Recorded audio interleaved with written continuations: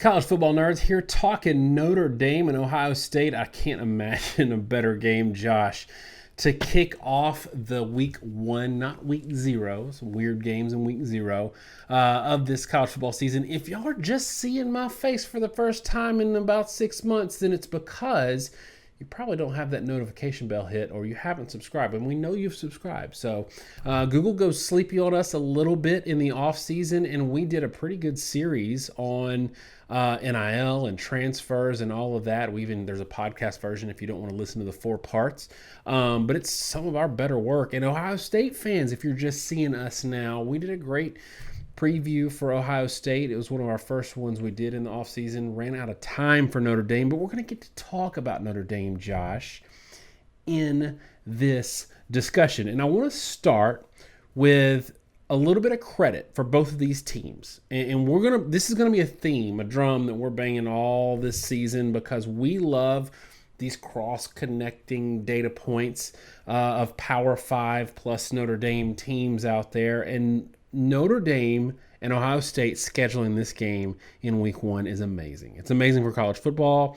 It's amazing for us, fans to see this instead of another team. I want to say Michigan quietly. I know some of them are going to watch. We love them. But the next 2 years, Michigan's got no Power 5 teams out of conference. Notre Dame's out here, and I know they are not a Power 5. They're independent, but they've got Clemson on the schedule. They got Ohio State on the schedule. They play USC every year.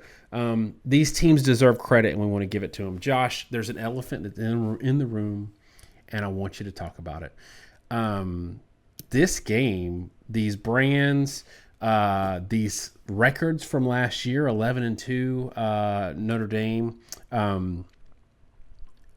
The point spread on this is 16 points. This is astronomical. Ranked number 5, ranked number 2.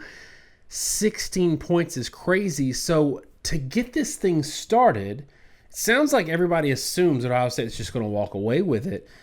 Give me Notre Dame's path to victory, given that Vegas and the fact that the spread's moving, the betting public's betting on Ohio State. Give me Notre Dame's path to victory on this. Notre Dame's path to victory has to be the same path to victory that teams had last year on Ohio State. And that's really just establishing the line of scrimmage. Again, we did a pretty thorough preview of Ohio State. So if you're an Ohio State fan and you want to hear us talk up the team and all the positives, I'd encourage you to check that out. But here I got to focus on the matchup itself. And in this case, I have to focus on the matchup that might possibly exist to help Notre Dame. And that would be a Notre Dame offensive line that was really strong to end last year, brings back its key pieces facing an Ohio State front that frankly got bullied against really most of the teams they played that had a really good presence in the offensive line. I mean, Minnesota pushed them around, Utah pushed them around, certainly Michigan pushed them around.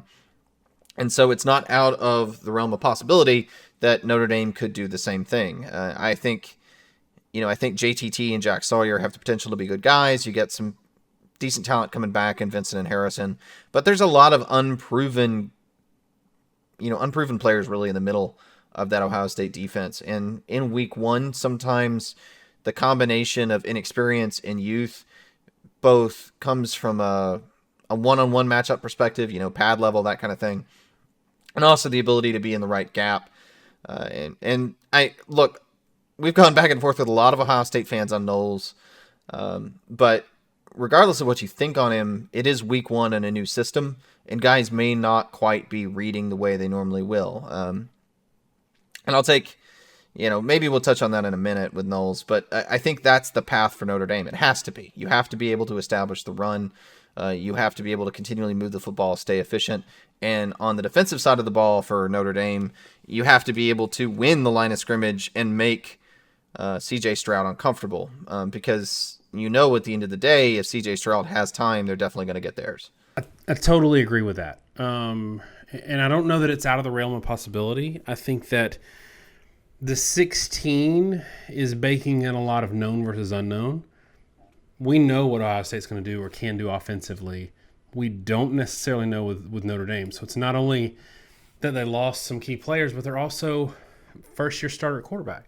So from that standpoint, it's hard to assume that these guys are going to be able to step up to a level to beat, an Ohio State. The other side of that is what happens if, a lot of what we saw last year, Ohio State fans have been at us after our preview.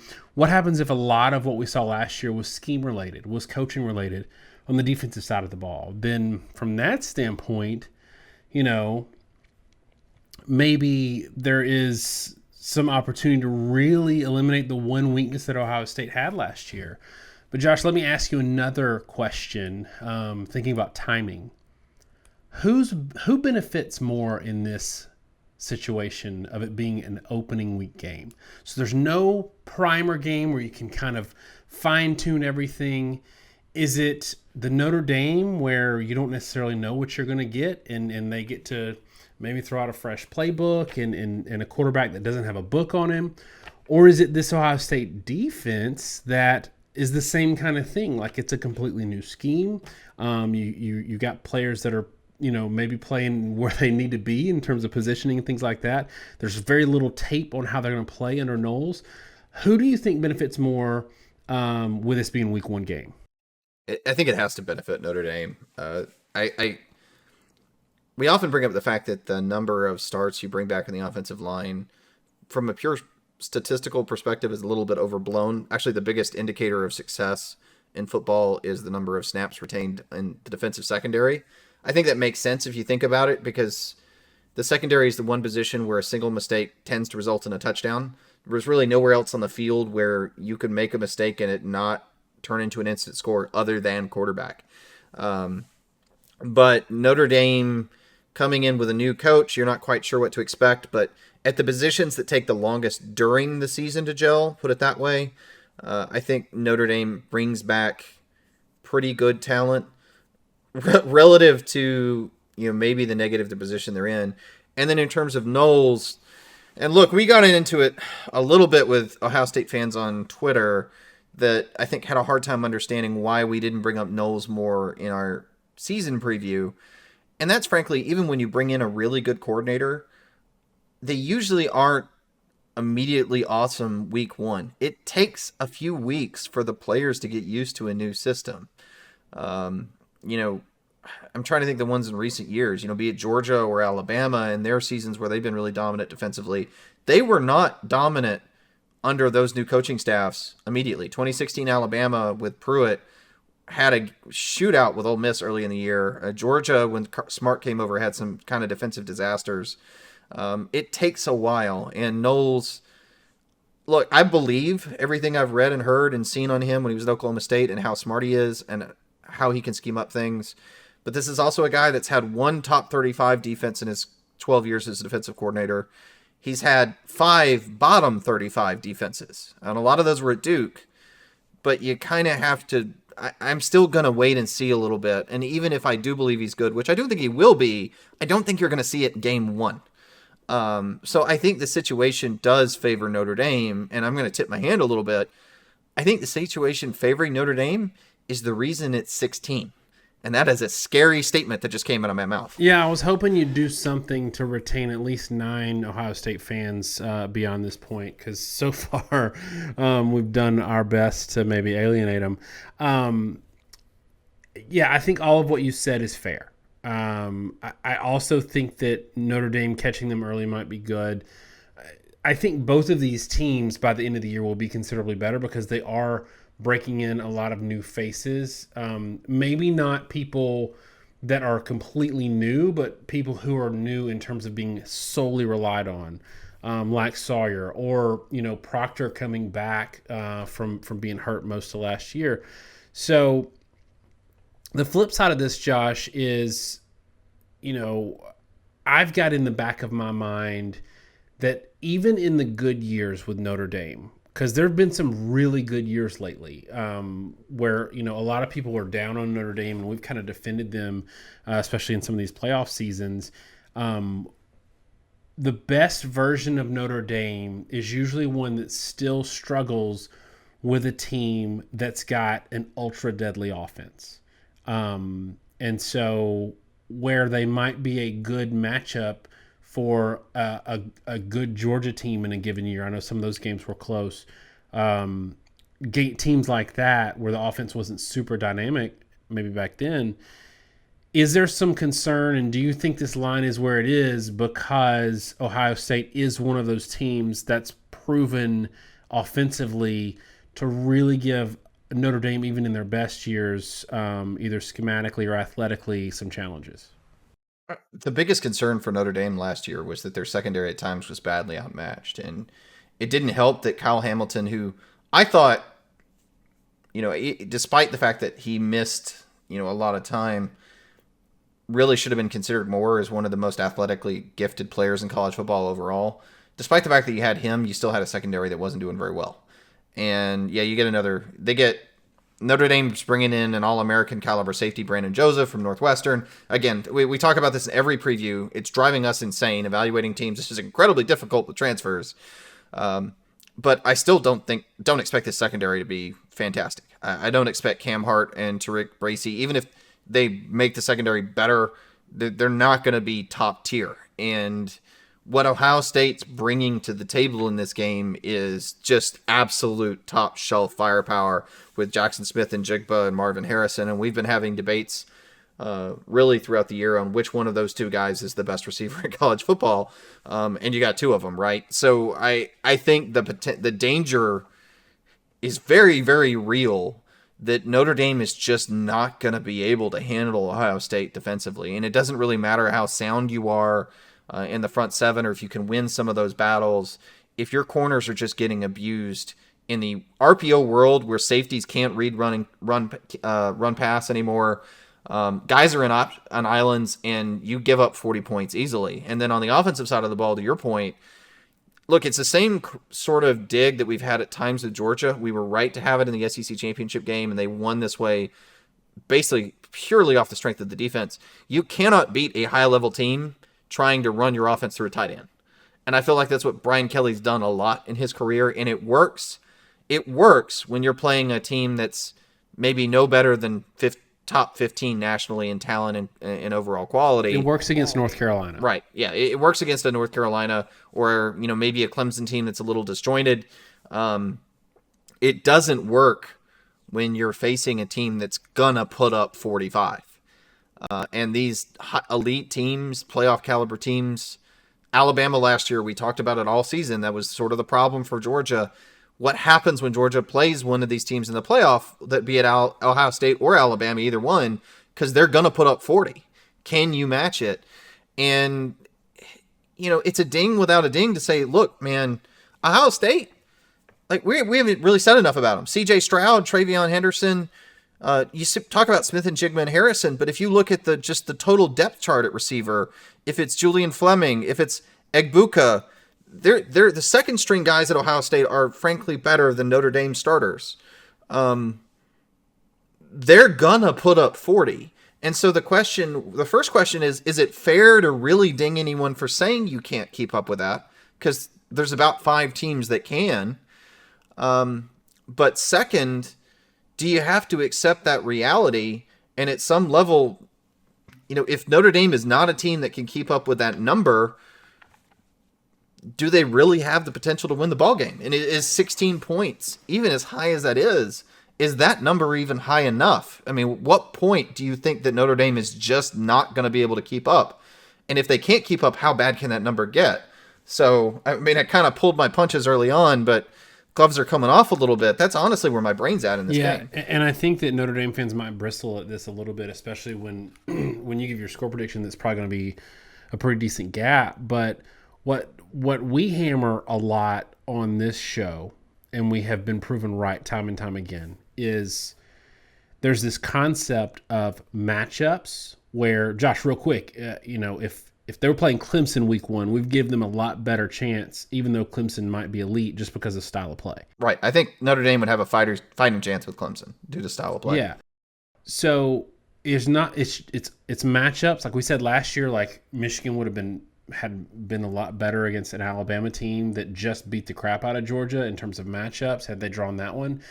But it's also these shelves that you have major fall-offs between like the top 2-3 teams in the country and then the next grouping of, 4 4-10. Like the gap between those three and the rest is massive. So it's not even an insult to say, you know, maybe let's say Ohio State does cover. It's not an insult to Notre Dame where they are right now to say that happened.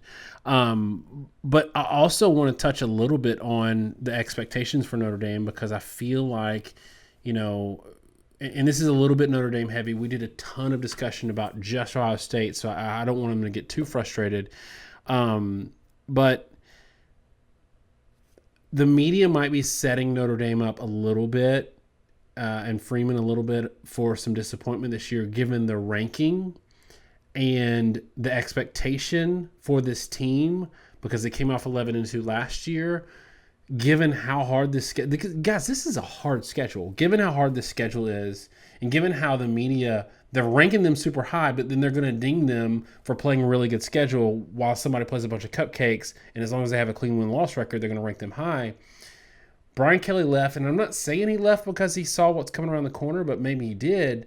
But this is a situation unlike Florida where you had coaches who didn't do their job, and there's a lot of low-hanging fruit there for Napier to come in and quickly change the culture and maybe grab a handful of wins that were there for the taking last year, but the coaching staff just couldn't do it for whatever reason.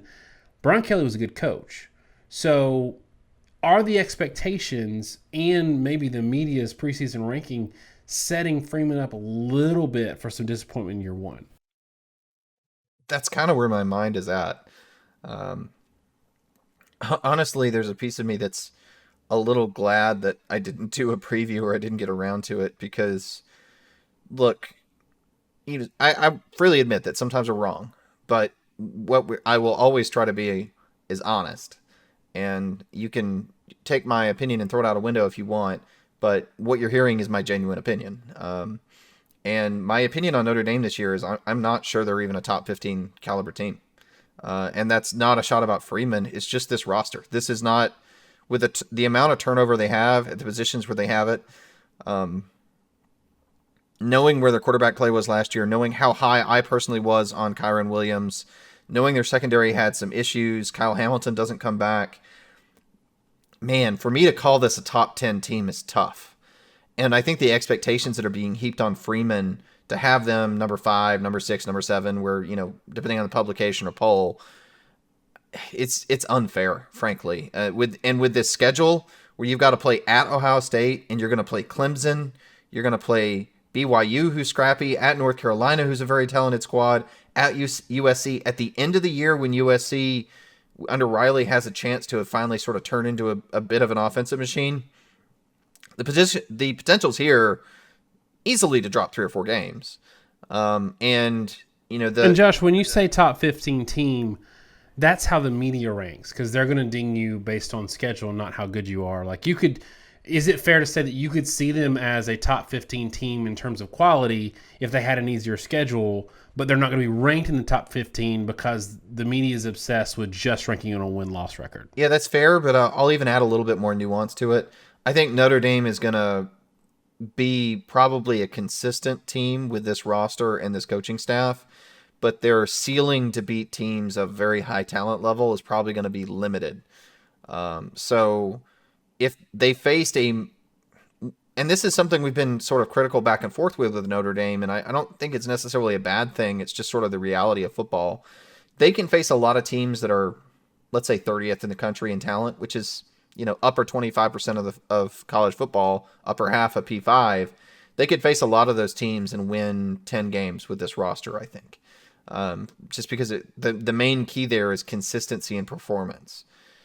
If they've got to play a number of teams with top 10 rosters, particularly top 10 offensive rosters, and the problem is they do face some kinds of teams like that this year, I think this roster is going to have a hard time keeping pace, no matter how well coached they are. And because of the way the schedule lines up and the way the matchups line up, I think they're very likely to end up being like a 3 or 4 loss team and not hit that threshold. I still think they're a good team. And this is the problem when we do an Alabama preview. We run the same thing we have an Ohio State preview. It's the same problem we're going to have with a Georgia preview. You're comparing someone to Ohio State. if this is rarefied air, Ohio State is another level from all but two other teams in college football right now. Maybe Clemson gets back there, but they're not there right now.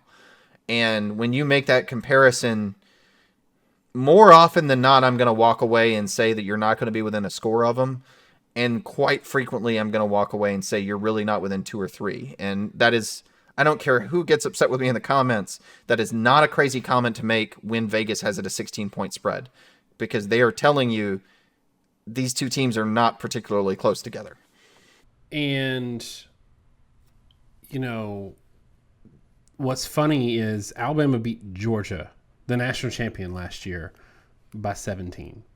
Alabama beat Ohio State, who was still an elite team in 2020, it was like 52-24. So that's what a lot of fans of teams don't understand when we predict kind of blowouts or whatever against some of the top upper crust. Is it's just different. There's certain break points that these offenses hit and that you can't match when you have the ball that make it kind of build on itself. And I know we haven't been Ohio State heavy, but it's because of who they are that we wanted to unpack a little bit with Notre Dame. And I don't want Notre Dame fans get at us a little bit. And the thing is, they call us haters, and we're not. We love Notre Dame. We love Notre Dame fans. One of my most enjoyable things about starting this channel is really Notre Dame and Ohio State fans, and Michigan fans too, engaging with those fan bases outside of the Southeast. And we have no hate for Notre Dame. The problem is it's easy for a national media person to go out and grab clicks because there's such a massive fan base to say something good about Notre Dame, and they're going to grab clicks because it's going to get shared and they're going to do really well. And it's easy for people to do that, but we don't do that here. And we're really honest. Sometimes we're wrong, but with Notre Dame, we've been right more than we've been wrong, and we're called haters for it. And I really want to take this opportunity to say, like, Notre Dame fans, we don't hate you. We love you. We're just sometimes a little honest, and this year we think it's a little bit of a rebuilding year. Josh, let's flip this a little bit to Ohio State, and then we'll get into predictions. And so I want you to do this and roll into your prediction. What are you going to look for in the first or second quarter to know that Ohio State is going to run away with it, or to better phrase it, to know that against Ohio State, Notre Dame is in trouble? Give me one thing that you're going to be looking for to kind of signal to you that what I'm assuming is your prediction is going to be true, and then give me your prediction. The thing that I'll be really looking for from Ohio State is, can they consistently run the ball at 4.5 yards a carry? The Michigan game last year, they got held to 2 yards a carry. Oregon was held to about 4. In the games where they struggled the most, they didn't run the ball particularly well. And given how good of a back Henderson is, I think that's indicative of where they're at on the line of scrimmage. But when they can run the ball really well, and you saw this, and it's typical of every RPO team, when you run the ball really well, that RPO stuff starts to open up because the linebackers have to play the run and they have to respect it. It's like a really weird variation on the old play action concepts, really, and how it plays out in a game. And if that happens, yeah, they get balanced. I mean, obviously, if they do well defensively and can hold Notre Dame's run game, that's probably the biggest indicator of success in general. But I'll feel pretty confident that if Ohio State can run the ball successfully early on, they're going to score a ton of points, and I just don't think Notre Dame's going to be able to keep up. My projection for this game is 45-24 Ohio State. I think the game is going to be a bigger gap than that, probably midway through, and Ohio State pulls away. Look, it's week 1. We don't know enough about these teams to be particularly accurate on anything, but that's kind of the vein of what I'm thinking. And, we used some Alabama examples a minute ago, and I want to take the moment to say this. I think Ohio State fans are probably sick of hearing examples of Alabama blowing out people, and they want to talk about it themselves. This is the year to take that step. I think this is the year that, and really the first game where we're going to be able to point back and talk about how Ohio State stepped on the throat, put a team away, started shutting someone down on defense, created turnovers, and ran away from a good program. And like you said, I do like Notre Dame. I think they're a good team. The problem with Notre Dame that you were alluding to is is not their fault that they get hyped to the extent they are. They're a good team that gets hyped into being an elite team when they probably aren't quite elite. But then again, 3 or 4 teams are. I mean, they'd be very competitive with Texas A&M or Clemson or a lot of others. Ohio State is a different animal this year. This is finally, I think, back to the kind of brand recognition that Ohio State wants to have at our analysis. And yeah, I think the game is going to be pretty ugly. I say 45-24, which is a 21-point difference. And again, I honestly think that Ohio State's going to be in a position to make that worse if they'd wanted to. I've got 37-20. The only way I see Ohio State is in trouble is if Notre Dame is out physicaling Ohio State, especially offensively. And some of those demons that we saw last year are still present. I do think Knowles schematically and just having people in the right position and getting Proctor back. And we've done a whole preview and this game preview and not talking about Burke, who's awesome. He's a first round draft pick, like lockdown corner. Love that guy. I think they've got the pieces on defense. And if those pieces aren't performing and Notre Dame is moving the ball pretty easily, then Ohio State might be in trouble. I don't think it's going to happen. I think being at home is also a big deal because now Ohio State fans are hungry for the next step of consistency, and there's no greater hunger than week 1. And in the excitement of what you might do. I've got 37-20. We've both got a cover. I think there's really no shame in losing to Ohio State big this year. I'm all in on them being one of the top 3 teams in the country. And that is not any slight to, I think, is a great hire in Freeman. I think that Notre Dame is a solid program. I think the expectations are too high this year. And I got a lot of respect for what they've done from a schedule standpoint. It's great as a fan of college football to see them play these teams, but I think it's tough to have to inherit this schedule as a first-year coach. Other than that, I mean, I think this was a little heavy on the Notre Dame side, but it's just because of what I said before and what you said, in your score prediction, in that, Ohio State's elite, they know it, and it's hard to, approach that without fully unpacking it for Notre Dame fans. And I hope that Notre Dame fans that have hung on this long appreciate and understand where we're coming from. It'd be real easy for us to say, I don't know, 37-34, and that might happen, but there's no data that suggests that it should happen. So if you're picking a close game right now, it's because you're chasing clicks with Notre Dame fans, and we're not doing that. Just for those who want to know, rare breed tonight, y'all. And know the bottle did not start full. That's what I'm drinking this week. Remember, like, subscribe, check out our Ohio State preview and our NIL content 4-part series. Give us your score prediction in the comments, and we'll mix it up with you. Thanks so much, y'all. Have a great week, and God bless.